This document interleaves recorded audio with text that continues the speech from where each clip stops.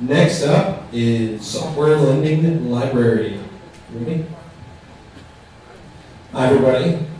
A lot of you saw me during the pitch phase talk about going to your local public library to check out software like you would check out a book, or a movie, or a CD, or an ebook.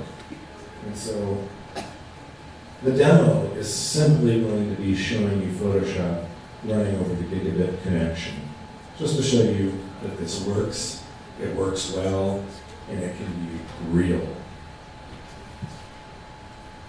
So if you're a person, let's talk about why this is important and who would need it. So say you need access to Photoshop or another application, maybe just for a few hours, maybe you need it off and on for a day or over a weekend. What would you normally do if you didn't have that software? You might go out and grab a free trial to use. You might steal it. That's totally a legitimate option in the mix here. You find a free alternative that maybe doesn't have some of the features that you're used to or works a little bit differently, and that's certainly legitimate too.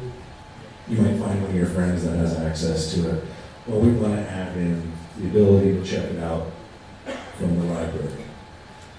If you think about other areas of information need, the library is there for you. You can provide access to research databases, online reference materials, and other things. So why not software?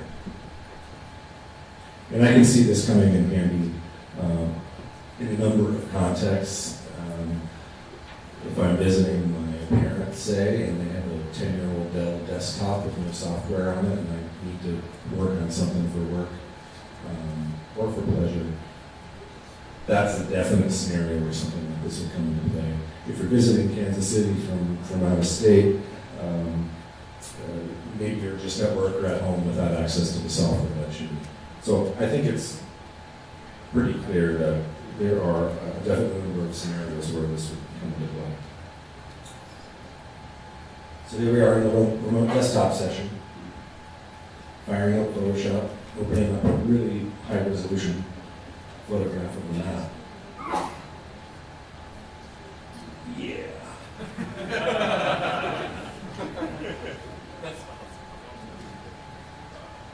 Okay, so you can see how responsive it is just moving the mouse around over the gig. Let's see here.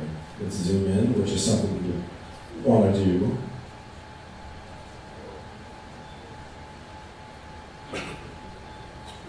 Right, this is essentially, depending on what your workstation is, this is easily as usable as running it from your own machine. And in this case, we have a lot of these historic Sanborn fire insurance maps at the library, and people love to access these huge files and zoom in on their block in their neighborhood. Sometimes crop a little section if they're printing or otherwise showing it.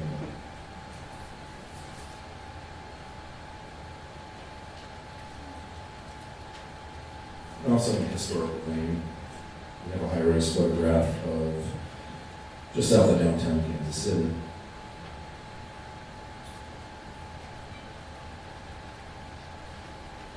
And again, it's pretty quick. Now if you want to edit by these sliders, that's not a very good example, but you can see the response.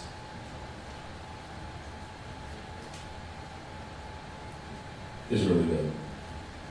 So I know watching someone use Photoshop for 2 minutes is not necessarily the most exciting thing, but what is exciting is we have the ability with a very small number of licenses to host instances of Photoshop, various suites of software needed by small business, by the research community, by the startup community, and be able to provide those low to no cost for residents of Kansas City and the metro where they're hooked up with fiber. And probably the most exciting thing from my perspective in the library's well, is that this is all being run out of a really powerful, centrally located machine. At the end user part, it almost doesn't matter what kind of machine that they're running. You can be using your parents' 10-year-old Dell desktop. You can be using something extremely lightweight and without a ton of processing power. And that has amazing implications for digital inclusion, which, at least, again, from the library's perspective, is a really important part of fiber coming to the community. So not only can we deliver software